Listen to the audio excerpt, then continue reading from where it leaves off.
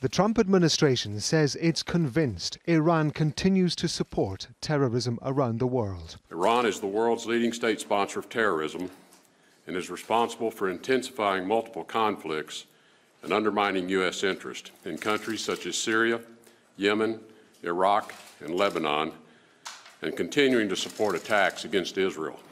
Iran is defiant. Its defense minister says strategic leaders in the U.S. have to know that the era of imposing power by weapons, making accusations, has gone. U.S. President Donald Trump has ordered an inquiry into whether sanctions should again be brought against Iran. They were lifted in 2015 by the U.S., Russia, China and members of the European Union when Iran agreed to limit its nuclear activity.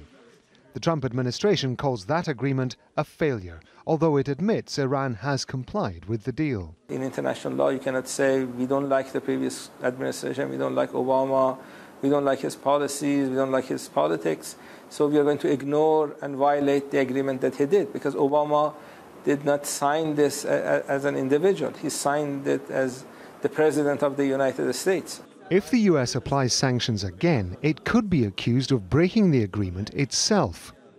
Critics say that could provoke Iran into restarting its nuclear program. For Iran's President Rouhani, the timing of the U.S. announcement is likely to be difficult.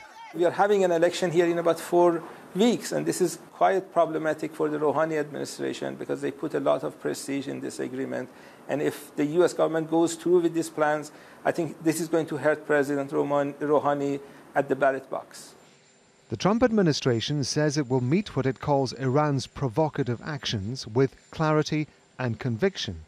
It hasn't given any clarity about what that means. Rob Matheson, Al Jazeera.